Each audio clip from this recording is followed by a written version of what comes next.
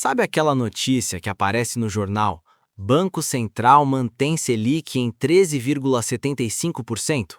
Você lê, acha importante, mas não entende exatamente o que isso muda na sua vida.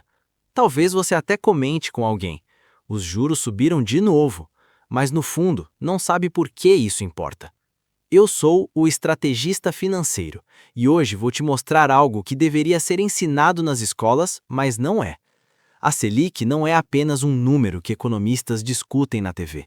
Ela é a taxa que decide se você vai conseguir comprar aquele carro, se sua empresa vai contratar ou demitir e se o seu dinheiro guardado vai render alguma coisa ou virar pó.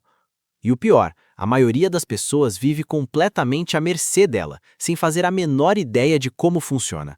Para você, isso muda hoje. Vamos começar pelo básico, mas pelo básico de verdade, não aquela explicação cheia de termos técnicos que te deixa mais confuso do que antes. A Selic é a taxa básica de juros do Brasil.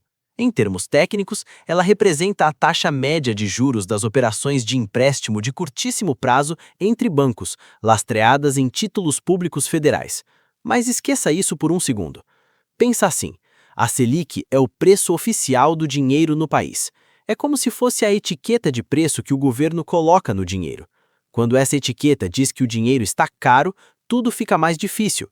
Quando diz que está barato, tudo fica mais fácil. Simples assim. Agora, por que isso importa? Porque nenhuma taxa de juros no Brasil é independente da Selic. Ela é o sol do sistema solar financeiro.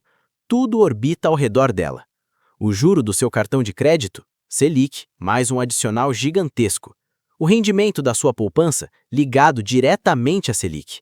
A taxa do financiamento da sua casa? Selic influencia. O juro do empréstimo consignado? Selic define o piso.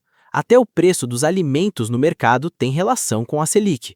Quando eu digo que a Selic controla a sua vida financeira, não é exagero, é literalmente o que acontece.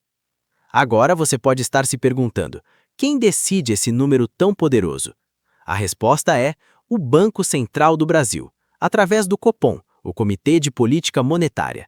A cada 45 dias, mais ou menos, um grupo de economistas se reúne em Brasília, analisa montanhas de dados e decide se a Selic sobe, desce ou fica onde está.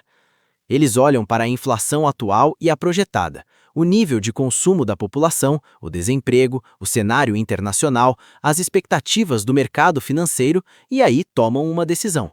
Mas essa decisão não é técnica no vácuo, ela é política, no sentido mais amplo da palavra. Porque decidir a Selic é decidir quem ganha e quem perde naquele momento.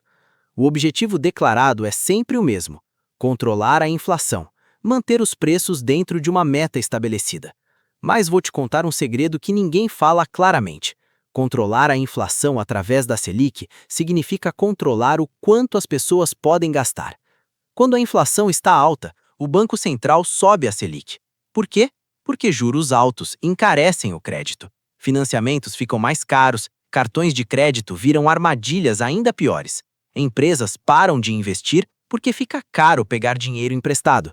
O resultado? As pessoas gastam menos. E quando as pessoas gastam menos, a demanda cai e os preços param de subir. Parece bom, certo? Mas tem um custo. Desemprego aumenta, economia desacelera, sonhos são adiados. Quando a inflação está controlada, o Banco Central pode baixar a Selic. Crédito fica mais barato, financiamentos mais acessíveis, empresas voltam a investir e contratar. A economia aquece, mas o dinheiro parado passa a render menos. Viu como funciona? A Selic é uma ferramenta de controle. Não é um prêmio, nem uma punição. É uma alavanca que o governo usa para tentar equilibrar a economia. Agora vamos ao concreto. O que acontece quando a Selic está alta, tipo 14, 15%?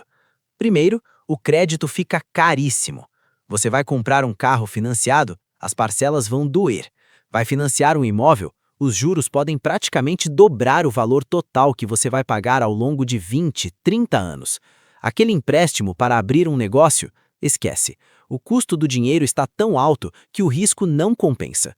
Segundo, empresas param de investir. Se fica caro pegar dinheiro emprestado, as empresas adiam projetos, cancelam custos, cortam custos, e cortar custos geralmente significa demitir gente. Normalmente, o desemprego sobe, não porque as empresas são ruins, mas porque o ambiente econômico dificulta qualquer movimento. Terceiro, o consumo despenca. Menos crédito, menos emprego, menos confiança. As pessoas seguram o dinheiro, deixam de comprar aquele celular novo, aquele móvel, aquela roupa. O comércio sente, a indústria sente, todo mundo sente. Mas tem um lado que parece bom, e é uma armadilha. Quem tem dinheiro guardado começa a ganhar mais. A poupança rende mais, os CDBs pagam mais, os títulos do tesouro ficam atraentes. Aí muita gente pensa: opa, que beleza, meu dinheiro está rendendo. Só que tem um problema. Juros altos são uma resposta a um problema. Geralmente significa que a inflação está alta ou que há risco econômico. Então, sim, você pode estar ganhando de 12% ao ano no seu investimento, mas se a inflação está em 8%, seu ganho real é só 4%. E enquanto isso, o país está desacelerando, o desemprego está subindo e oportunidades estão desaparecendo. É um ganho no micro, mas uma perda no macro. E você vive no macro. Agora imagina o cenário oposto. A Selic cai para 5%, 6%. Primeiro, crédito fica acessível. Financiamentos com juros menores, empresas voltam a investir, novas vagas de emprego surgem, consumo aumenta, a economia esquenta.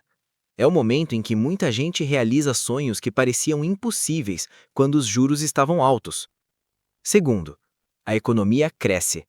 Empresas contratam, expandem, inovam, há mais dinheiro circulando, mais oportunidades, mais movimento. É o cenário ideal para quem quer empreender, trocar de emprego ou fazer aquele upgrade de vida. Mas tem um lado ruim, e muita gente ignora.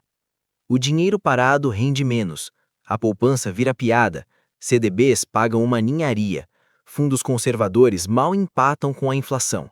E aí, o que acontece? Muita gente, sem entender o jogo, começa a correr riscos absurdos, cai em investimentos duvidosos prometendo rentabilidades milagrosas, entra em pirâmides financeiras, aposta em oportunidades duvidosas, tudo porque quer compensar o rendimento baixo dos investimentos seguros. E esse é o grande perigo da Selic baixa. Ela empurra as pessoas para escolhas ruins quando elas não entendem o contexto. A verdade é que Selic baixa não é necessariamente ruim para quem investe. É só um momento diferente, que exige estratégias diferentes. Mas quem não sabe disso acaba se perdendo. Agora vem a parte que realmente importa. O que você faz com tudo isso? Primeiro, entenda que a Selic não foi criada para você.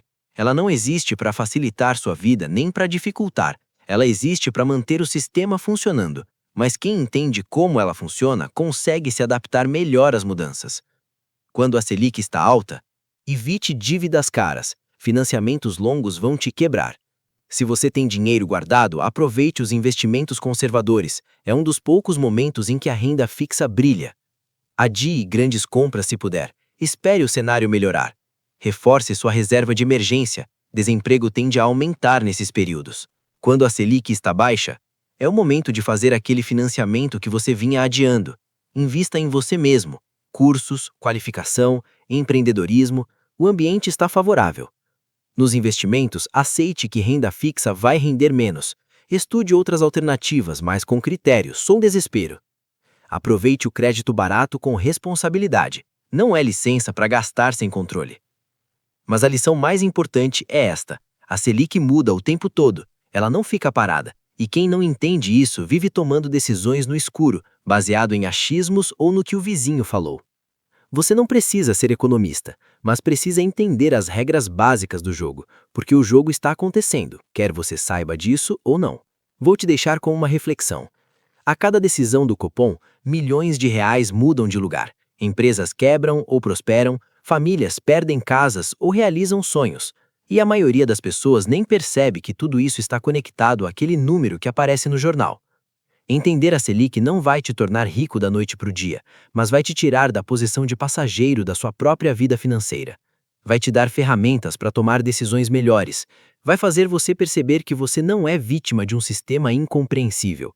Você só precisava das informações certas. Agora, se você chegou até aqui e está pensando, beleza, entendi a Selic, mas e o resto? Como eu aplico tudo isso no meu dia a dia? Como eu monto um orçamento que funciona? Como eu saio das dívidas? Como eu começo a investir de verdade? Eu preparei algo especial para você. Um treinamento completo onde eu te ensino na prática a gerenciar suas finanças pessoais do zero. Não é teoria, é método. É o passo a passo que eu uso e que já ajudou centenas de pessoas a transformarem sua relação com o dinheiro. O link está aqui na descrição. Se você quer ir além dos vídeos do YouTube e realmente estruturar sua vida financeira de uma vez por todas, esse é o próximo passo natural. Mas independente de fazer ou não o treinamento, inscreva-se no canal, ative o sininho e deixe seu like. Compartilhe este vídeo com alguém que ainda trata juros como um mistério distante. E me conta nos comentários, a Selic está alta ou baixa agora? E como isso está afetando a sua vida? Vamos conversar aqui embaixo. Um grande abraço e até o próximo vídeo.